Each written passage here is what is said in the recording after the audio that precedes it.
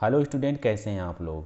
तो अपनी आज की इस वीडियो में हम बात करने वाले हैं कंप्यूटर बेस्ड 25 क्वेश्चन की। ठीक है, इसका पहला पार्ट हमने कंप्लीट कर लिया था 25 क्वेश्चन का। ठीक है, तो जो भी बच्चे 5th सेमेस्टर में हैं वो जो है कि ध्यान से देख के जाएंगे। ठीक है, तो चलिए चलते हैं, बात करते हैं कि इसमें से MS एक्सेल से संबंधित कितने क्वेश्चन पूछे गए हैं। और वेब सर्फिंग साइबर सिक्योरिटी वाला पोर्शन भी बचा हुआ है।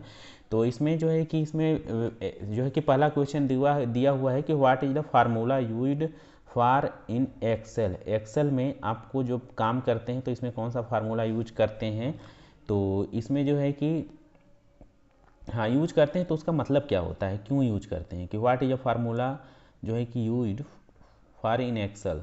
तो इसमें जो है कि 4 ऑप्शन दिए हुए हैं कि फॉर्मेट सेल मतलब सेल बनाने के लिए, ठीक है, परफॉर्म कैलकुलेशन कैलकुलेशन करने के लिए, क्रिएट चार्ट मतलब चार्ट बनाने के लिए, सॉर्ट डेटा कि मतलब डेटा सॉर्ट करने के लिए।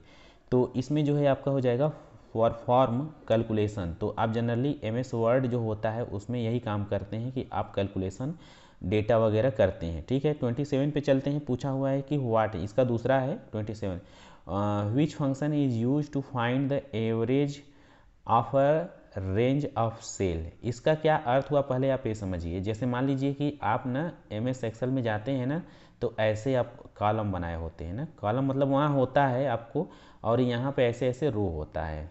ठीक है, इसको स्प्रेड शीट बोलते हैं। क्या बोलते हैं, जो सीट बन रही है 1 2 3 स्प्रेड शीट हो गई, 2 कॉलम को मिला करके ना। तो अब ये जो है कि ये जो सीट है और ये आपका कॉलम है, ये रो है, ये जो बीच में बन रहा है इसको सेल बोलते हैं। ठीक है, तो इसमें पूछा हुआ है कि which function is use to find average of the range cell. यानी कि मान लीजिए अगर आपको कैलकुलेशन करना है A1 से मतलब इस सेल से A5 मतलब 5वीं सेल तक, तो आप क्या करते हैं, तो उसके लिए जो है कि आप एवरेज जो है कि बटन दबाते हैं, क्या कर चूज करते हैं, एवरेज। तो जब हम लोग एक लिमिट तक जो है कि पूरा डेटा एक ही में जोड़ना चाहते हैं या कैलकुलेट करना चाहते हैं तो उसके लिए क्या दबाएंगे, एवरेज। बात समझ में आ गई। तो इसमें 27 में वही पूछा है कि which function is use to find the average of a range of cell. तो आपको एवरेज दबाना पड़ेगा। इतनी बात समझ में आ गई। आगे चलते हैं, बच्चे पूछा हुआ है, क्या पूछा हुआ है देख लेते हैं। 28 नंबर का क्वेश्चन, ये थोड़ा सा मिस प्रिंट की वजह से आप परेशान मत होइएगा। 28 नंबर क्वेश्चन पूछा है कि what does cell referencing. Cell referencing क्या होती है एक्सेल में। अभी देखिए मैंने ऊपर बेसिक कंप्यूटर और MS वर्ड के बारे में बताया, तो कुछ क्वेश्चन देखे थे। यहाँ हम एक्सेल की जनरली बात कर रहे हैं। तो वही पूछ रहा है कि जो सेल रिफरेंसिंग जो फंक्शन है MS एक्सेल में, उसका हम यूज कहाँ करते हैं। ठीक है, तो इसके लिए भाई देखिए इसमें कुछ करना नहीं है, तो वही चीज़ इसमें जनरली उसी टर्म से मिलते जुलते जो है ऑप्शन भी दिए हुए हैं। ठीक है, तो आप जो है कि जनरली चेक करते हैं ये कि जो performing of the specific cell in the formula होता है, क्या होता है भाई, परफॉर्मिंग। ठीक है, अच्छा सॉरी रिफरिंग होता है ना, हाँ रिफरिंग ऑफ। देखो जैसे यहाँ पूछा है ना कि सेल रिफरिंग, सेल रिफरेंसिंग, तो उसी तरीके से इसमें हो जाएगा referencing to a specific cell in a formula. तो हम लोग इसको जब दबाते हैं ना, तो जो जैसे मान लीजिए हमारे पास बहुत सारा डेटा है ना, तो कोई स्पेशल जो है कि सेल का ही हमें जो है कि लेना पड़ता है। बात समझ में आ रही कि नहीं, एक ही जब कुछ ही सेल पे फोकस करना होता है तो हम सेल रिफरेंसिंग को चूज करते हैं। बात समझ में आ गई। चलिए आगे हम बात करते हैं भाई, इसमें आगे हम बात करते हैं 29 क्वेश्चन पे।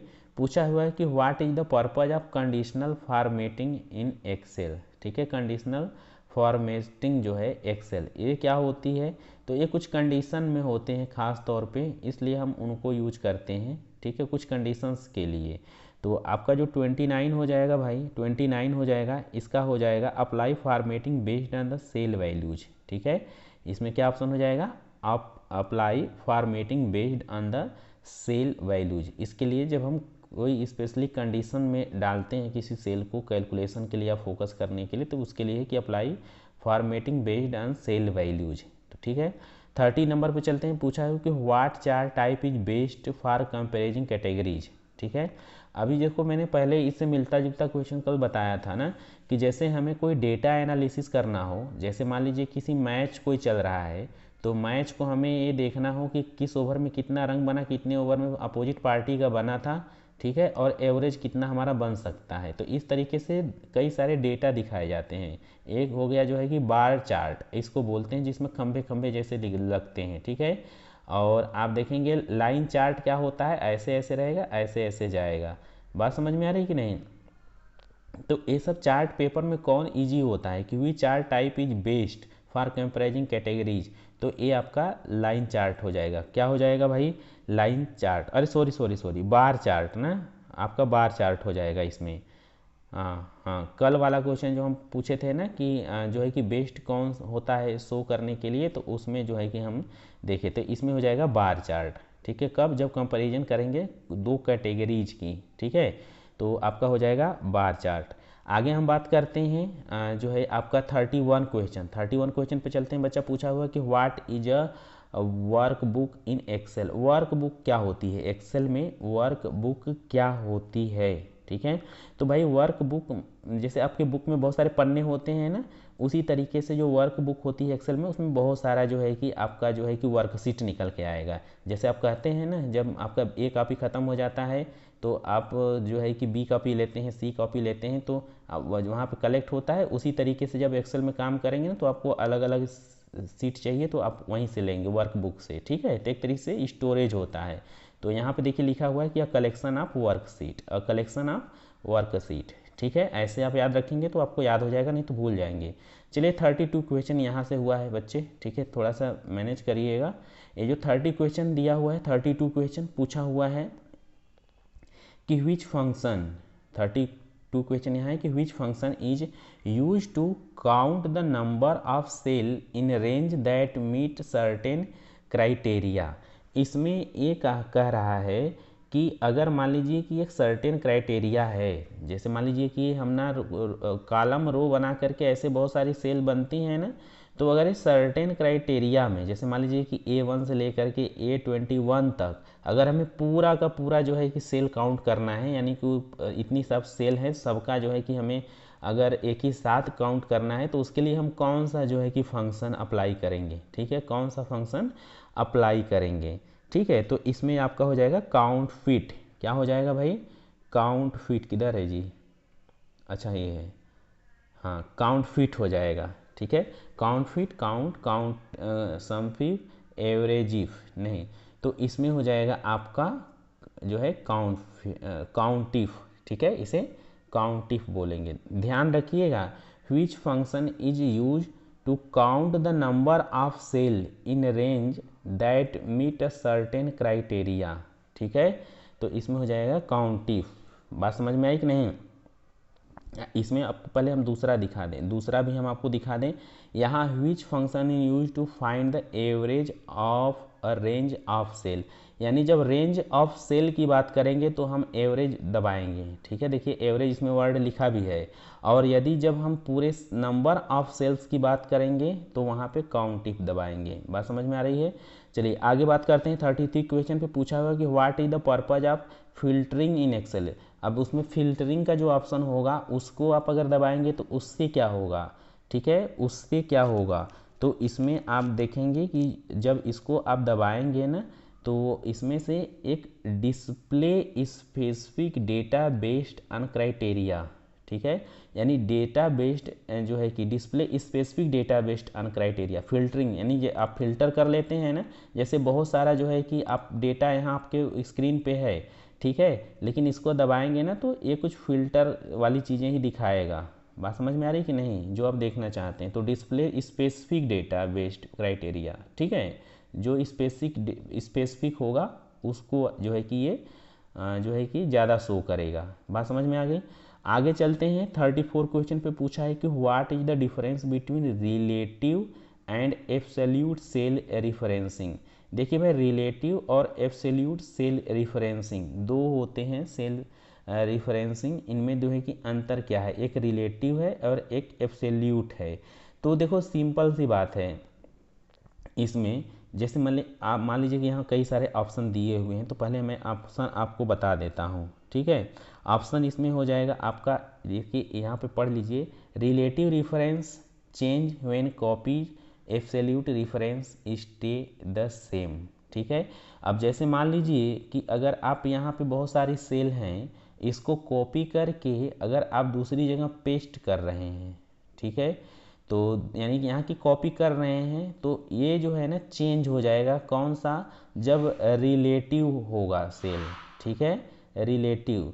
अगर एब्सोल्यूट जो होगा डेटा, ठीक है, उसको कॉपी करेंगे तो वैसे का वैसे रहेगा, वो चेंज नहीं होगा, ठीक है। जो सेल रिफरेंसिंग है तो वो रिलेटिव की चेंज हो जाती है कॉपी करने पे, और जो आपका एब्सोल्यूट होगा वो चेंज नहीं होगा, ठीक। चलिए 35 क्वेश्चन पे चलते हैं। पूछा हुआ है कि which feature you use to combine multiple cell into the larger cell, ठीक है, और merge center wrap text format cell autosum. पूछा है कि which feature use to combine multiple cell, मतलब बहुत सारी सेल हैं, ऐसे ऐसे ऐसे बहुत सारी सेल हैं। मान लीजिए कि एक कॉलम बना दिया हमने, रो बना दिया और बहुत सारी सेल बन गई, ठीक है। पूछा है कि इसमें कौन सा फीचर यूज करेंगे जब हम लोग बहुत सारी सेल जो है उनको जोड़ देंगे, कंबाइन करेंगे।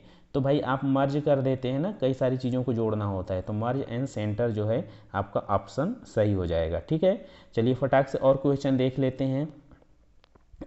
यहाँ देखिए पूछा गया है, पूछा है कि which protocol is commonly use to secure website जो है कनेक्शन।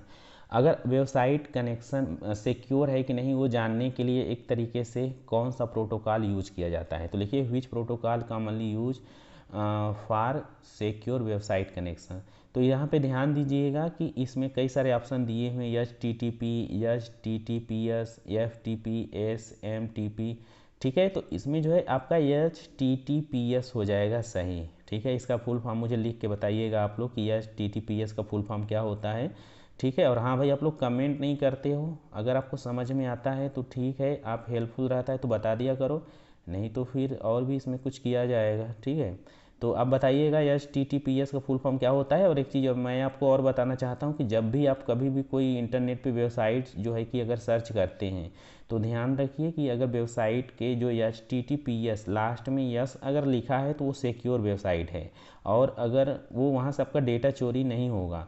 लेकिन अगर आप HTTP वाले पर कर देते हैं या और भी फालतू वेबसाइट पे जाते हैं जहाँ लास्ट में यस नहीं लगा है, तो वो जो है आपके लिए काफ़ी ज़्यादा हार्मफुल है, वो आपके डेटा जो है काफ़ी चोरी कर लेते हैं बहुत बार, ठीक है। इतनी बात समझ में आ गई। चलिए चलते हैं 37 क्वेश्चन पे। पूछा हुआ है कि what is a cookies in a concept of web browsing. आप कई बार इंटरनेट पे देखते होंगे कुकीज लिखा होता है, ठीक है।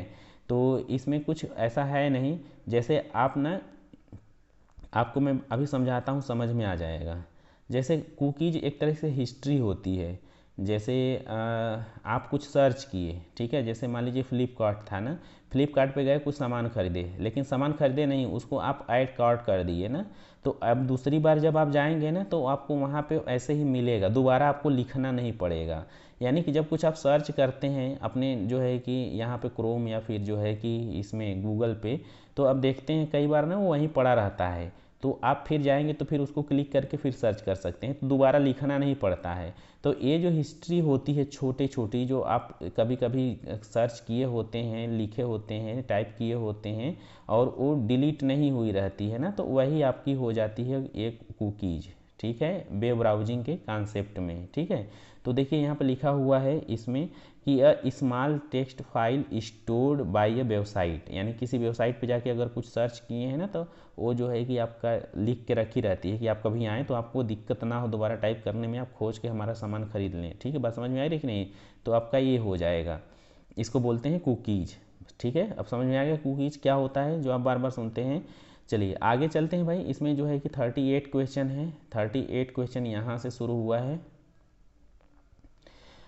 यहाँ से पूछा है व्हाट डोमेन नेम, ठीक है, what is a domain name, what is a domain name. Domain name क्या होता है, तो डोमेन नेम जनरली देखिए वेबसाइट का होता है ना, बहुत सारी वेबसाइट आपने देखा होगा कि www HTTP www फलाना ये करके ना, तो उसमें जो मेन एड्रेस होता है वेबसाइट का, जो मेन लोकेशन होती है ना, उसी को हम डोमेन नेम बोलते हैं। हालांकि वेबसाइट में कुल 3-4 पार्ट होते हैं, ठीक है। तो उसमें जो मेन जो होता है आपका, जो एड्रेस जो दिखाता है, ठीक है, क्या दिखाता है, जो एड्रेस होता है ख़ास तौर पे वेबसाइट का, तो वही जो है आपका उसका जो है वेबसाइट का डोमेन नेम होता है। बात समझ में आया कि नहीं? जैसे कोई वेबसाइट होती है उसमें। तो अच्छा, एक बार देखते हैं, हम इंसर्ट इमेज करते हैं, अगर होगा तो मैं आपको दिखाऊंगा। एक सेकेंड,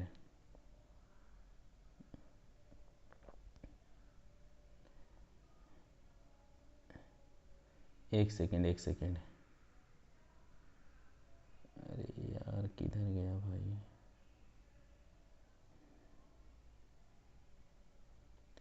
सॉरी बच्चे, अभी मिल नहीं रहा है, लेट होगा, ठीक है। आप लोग एक बार देख लीजिएगा।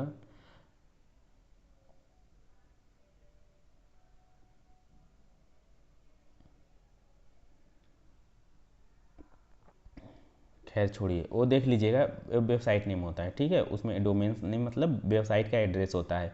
चलिए आगे चलते हैं और यहाँ पे देख लेते हैं भाई 38। What is a malware? क्या होता है भाई मॉलवेयर? क्या होता है? What is malware? तो देखो, मॉलवेयर एक वायरस होता है। जैसे आपने ना बहुत सारे सिस्टम सॉफ्टवेयर, एप्लीकेशन सॉफ्टवेयर आपके मोबाइल में है ना, जो आपके पूरे सिस्टम को चलाता है, उसी तरीके से एक मॉलवेयर होता है। अब मालवेयर एक ख़राब सॉफ्टवेयर होता है। अगर आपके कंप्यूटर में घुस जाता है तो डेटा चोरी कर लेता है, कंप्यूटर हैंग हो जाता है, ब्लॉक कर देते हैं कंप्यूटर, पैसा मांगते हैं सब, ठीक है। तो ये जो मालवेयर है एक ख़राब वायरस है। इसको हम वायरस के नाम से भी जानते हैं और भी कई नाम से जानते हैं, ठीक है। जैसे पेगासस हो गया, मालवेयर हो गया। तो ये सब जो है ख़राब वायरस है जो डेटा चोरी करते हैं, लोगों को परेशान करते हैं ना। तो पूछा है व्हाट इज़ अ मालवेयर। तो अब इसमें देखिए, ये हाँ लिखा हुआ है हार्मफुल सॉफ्टवेयर है। क्या है? हार्मफुल सॉफ्टवेयर है। आपके कंप्यूटर मोबाइल में घुस जाएगा तो डेटा चोरी करके लेके भाग जाएगा। तो मालवेयर हार्मफुल सॉफ्टवेयर है। ऊपर भी मालवेयर था, ठीक है, मैंने आपको बताया था। आगे देखिए, बात करते हैं भाई 40 नंबर क्वेश्चन पे। यहाँ है, देखो बच्चे ध्यान दीजिएगा, 40 नंबर यहाँ है। पूछा है कि व्हाट इज आइडेंटिटी थेफ्ट, यानी कि जो है आपकी आइडेंटिटी चोरी करना क्या है। व्हाट इज आइडेंटिटी थेफ्ट, यानी आपकी आइडेंटिटी जो होती है वो चोरी करना क्या प्रोसेस होता है कंप्यूटर में। तो इसमें लिखेंगे स्टेलिंग समवन पर्सनल इन्फॉर्मेशन। अगर आपके कंप्यूटर, आपके मोबाइल से अगर कोई आपकी पर्सनल इन्फॉर्मेशन चोरी कर लेता है तो उसको आइडेंटिटी थेफ्ट बोलते हैं, ठीक है। इतनी बात समझ में आ गई। आगे चलिए, 41 क्वेश्चन पूछा हुआ है।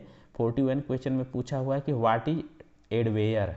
देखिए, मालवेयर था ना, मॉलवेयर था ना, उसी तरीके से आप एक एडवेयर टर्म भी सुन लीजिए कि एडवेयर क्या होता है।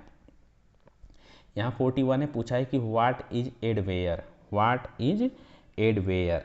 इसमें कई सारे ऑप्शन दिए हुए हैं, ठीक है, इसमें कई सारे ऑप्शन दिए हुए हैं, इसको ध्यान दीजिएगा। हाँ, ठीक है। इसमें जो है कि कई सारी चीज़ें दी हुई हैं। जैसे यहाँ पे दिया हुआ है software that display unwanted advertisement, ठीक है। एड से याद रख लीजिएगा, एडवर्टाइजमेंट, ठीक है। अब जैसे क्या होता है ना, आप देखेंगे कि जैसे मॉलवेयर था तो आपका डेटा चोरी करता था। आप देखते हैं ना, मोबाइल चलाते रहते हैं तो कई सारे एप्लीकेशन आते हैं आपके मोबाइल पे, बहुत सारे प्रचार आते हैं, ठीक है। और वो प्रचार क्या करते हैं, बिना वजह आपकी मर्जी से दिखाते हैं। और कुछ एप्लीकेशन तो आप डाउनलोड करते हैं वो डिलीट भी नहीं होते। ये क्या करता है, ये जो बहुत सारा प्रचार आता है, ऐड आता है ना, वो आपका डेटा चोरी करता है। उसमें कई सारा एप्लीकेशन, अरे कोई सारा एडवर्टीजमेंट जो होता है। बात समझ में है कि नहीं? तो वो जो है इसी को एडवेयर बोलते हैं। तो एडवेयर क्या है? तो एडवेयर सॉफ्टवेयर है एक जो डिस्प्ले अनवांटेड एडवर्टाइजमेंट, यानी जो आप नहीं चाहते हैं वो प्रचार भी आपको दिखाता है, ठीक है। तो ये एडवेयर हो जाता है, ठीक है। आगे चलिए बात करते हैं हम, हाँ, जो है कि आगे बात करते हैं भाई, हमारा कौन सा क्वेश्चन है 42। पूछा है कि व्हाट इज फायरवॉल। फायरवॉल, अच्छा, design to do. Firewall design किस लिए किया गया है, एक क्वेश्चन हम पिछली जो है कि वीडियो में भी देखे थे, ठीक है। इसमें पूछा है कि फायरवॉल क्या होता है, ठीक है। फायरवॉल, फायरवॉल मतलब एक ऐसी दीवार जो आपको प्रोटेक्ट करती है। प्रोटेक्ट करने का अर्थ क्या हुआ, कोई फालतू चीज़ आपके सिस्टम में इंटर ना करे, ठीक है। फायरवॉल इसलिए जो है कि आपको दी जाती है। तो इसमें क्या होता है, ब्लॉक्ड अनऑथराइज्ड एक्सेस। क्या हो गया, ब्लॉक अनऑथराइज्ड एक्सेस, यानी कि कोई ख़राब चीज़ आपके कंप्यूटर में घुसनी चाहती है तो वो नहीं घुस पाती है जब फायरवॉल होता है तो, ठीक है, जैसे एंटीवायरस बोलते हैं ना, वैसा ही है ये। आगे चलिए बात करते हैं 43 क्वेश्चन पे पूछा है कि व्हाट इज ऑथेंटिकेशन। तो ऑथेंटिकेशन क्या होता है, जैसे परमिशन। आप जैसे क्या करते हैं, आप कई बार जो है कि आप डबल ऑथेंटिकेशन लगाते हैं ना, कि अगर आपका कोई ईमेल अपने मोबाइल में लॉगिन करे तो आपसे परमिशन मांगे कि यही हैं आप या नहीं हैं, ठीक है, ऐसा आपने देखा होगा। तो आपको यस अगर क्लिक करेंगे तभी जो है कि आपका कोई डेटा चोरी कर पाएगा, नहीं तो चोरी नहीं कर पाता है, ठीक है। तो ऑथेंटिक एप्लीकेशन जो है ये ऑथेंटिकेशन है, ये आपको एक्स्ट्रा सिक्योरिटी प्रोटेक्ट कर देता है ना, तो डबल ऑथेंटिकेशन उसे बोलते हैं खास तौर पे। तो ये सही हो जाएगा आपका adding an extra layer security, adding an extra layer security, ठीक है। अब बात करते हैं भाई 44 नंबर क्वेश्चन पे पूछा है कि what is a VPN. VPN क्या होता है, तो प्राइवेट नेटवर्क है। जैसे आपका कभी नेटवर्क नहीं चलता है ना, तो कुछ रुपए में आप वीपीएन जो है कि सर्च करते हैं, वीपीएन बहुत सारे आ जाते हैं आपके आसपास से, प्राइवेट नेटवर्क होते हैं, आपकी स्पीड बढ़ा देते हैं, ठीक है। तो ये हो गया virtual private network. Virtual private network VPN का फुल फॉर्म भी पूछ सकता है, वीपीएन होता क्या है ये भी पूछ सकता है। तो ये वर्चुअल प्राइवेट नेटवर्क है, जब आपका नेटवर्क जो कंपनियां लगाई हैं काम नहीं करता है, तो ये जो है ऑनलाइन जो है कि आपको एक्सेस कराता है, स्पीड बढ़ा देता है, ठीक है। इतनी बात समझ में आ गई। चलिए आगे चलते हैं भाई 40 जो है कि आपका क्वेश्चन पूछा है 45। कौन सा क्वेश्चन है, 45 है। 45 में क्या पूछा हुआ है, ध्यान दीजिए। पूछा हुआ है कि व्हाट डज अपलोडिंग, अपलोडिंग क्या होती है। तो जैसे मैं अभी वीडियो बना रहा हूँ ना, तो इसको अपलोड करूँगा, ठीक है, इंटरनेट पे, तो जो आपके पास पहुँच जाएगा। तो जाहिर सी बात है कि इसमें क्वेश्चन आराम से downloading file from the internet, नहीं ये गलत है, ऐसा नहीं है। हाँ, transferring file from your computer to the internet, हाँ ठीक है, कि आप अपनी फाइल जो है अपने कंप्यूटर की इंटरनेट पे ट्रांसफ़र करते हैं, तो आपका ये हो जाएगा आपका सही, ठीक है। Transferring file from your computer to internet, इसको अपलोडिंग बोलेंगे। और downloading file from the internet downloading हो जाएगा। बात समझ में आ रही है। आगे चलते हैं भाई 46 क्वेश्चन पे चलते हैं। पूछा हुआ है कि व्हाट इज, यहाँ पे है भाई 46 क्वेश्चन, ठीक है। पूछा हुआ है कि what is data breach. Data breach क्या होता है, तो डेटा ब्रीच भाई सीधी सी बात है, डेटा का चोरी होना, ठीक है। डेटा ब्रीच मतलब डेटा का चोरी होना, ठीक है। तो इसमें कई सारे ऑप्शन दिए हुए हैं, आप जो है कि ध्यान से इसको पढ़िए।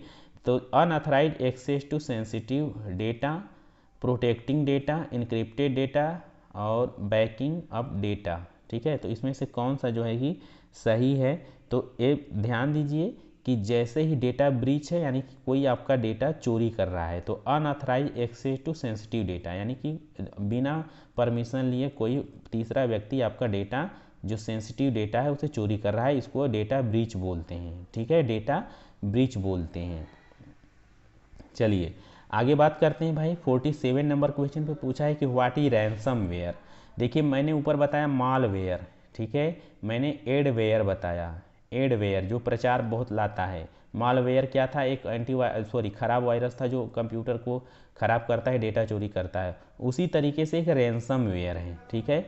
रैंसमवेयर भी एक मालवेयर का प्रकार है जो कि डेटा जो है कि नुकसान पहुंचाता है, ठीक है। तो malware that encrypt file and demands payment.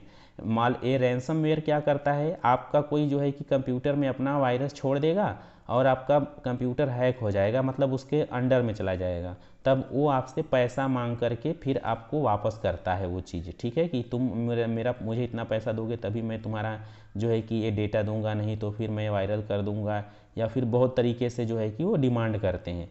तो ये रैंसमवेयर है, यानी ये मालवेयर है जो डिमांड करता है फाइल के बदले पैसा, ठीक है। बात समझ में आ गई। चलिए अब बात करते हैं भाई, तो इसीलिए देखिए मैं आपको बार बार कहता हूँ कि आप जब भी मोबाइल चलाएं ना, तो पहली चीज़ कोई भी आलतू फालतू फ़ोटो या कुछ भी ऐसा जो है किसी को ना भेजें, और अगर कोई डराता धमकाता हो तो उसके बहकावे में आके कुछ भी उल्टा सीधा ना करें। आप सही सलाह लें, आप टीचर से या पुलिस कहीं भी जाएँ, लेकिन आप गलत कदम ना उठाएँ उनके कहने पर, ठीक है। चलिए 48 क्वेश्चन है, पूछा है what is social engineering in the cyber security. ध्यान दीजिएगा बच्चे, सॉरी डेटा थोड़ा सा ये प्रश्न पर क्वेश्चन पेपर बड़ा अजीब सा हो गया है, ठीक है, ध्यान दीजिएगा। What is social engineering cyber security. Cyber security क्या होती है, जो आपको जो है कि सोशल मीडिया पे जो भी थ्रीट क्रिएट होती हैं, यानी जो समस्याएं होने वाली होती हैं उससे जो आपको बचाती है, उसे साइबर सिक्योरिटी बोलते हैं। ठीक है, तो सोशल इंजीनियरिंग क्या होती है, social engineering in cyber security क्या होती है, तो जायज़ सी बात है भाई, आपके डेटा को बचाने के लिए ही की जाती होगी। ठीक है, तो इसमें देख लेते हैं कि क्या इसमें सही है।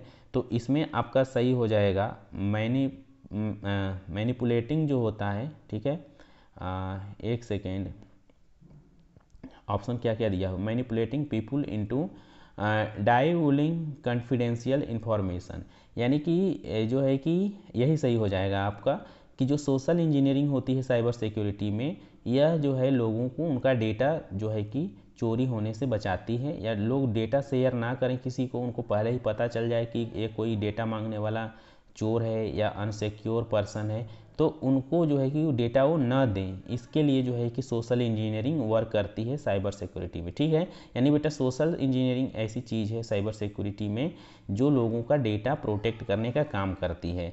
आगे चलते हैं, 49 क्वेश्चन और 50 क्वेश्चन एक ही क्वेश्चन हो गया है। ठीक है, तो आप देख लीजिए कि फार्मिंग क्या है।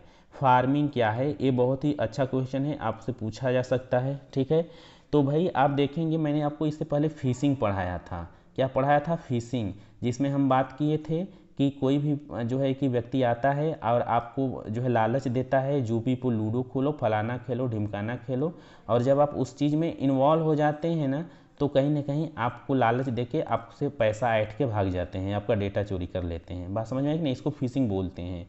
इसी तरीके से फार्मिंग क्या होती है, फार्मिंग भी इसी तरीके से, फिशिंग भी एक फार्मिंग ही हो गया। अब ये लोग क्या करेंगे, आपके मोबाइल में कोई एप्लीकेशन जो है कि डाल देंगे, और वहाँ वो एप्लीकेशन आपको नहीं पता है, या आपने कोई एप्लीकेशन डाउनलोड किया और सभी जो है कि चीज़ें अलाउड अलाउड अलाउड अलाउड करते गए, अब वो जो है डिलीट करने पे भी एप्लीकेशन डिलीट नहीं हो रहा है, और आप मोबाइल में जो भी कर रहे हैं वो लंबे समय तक वो डेटा आपका चुरा रहा है और कहीं और भेज रहा है।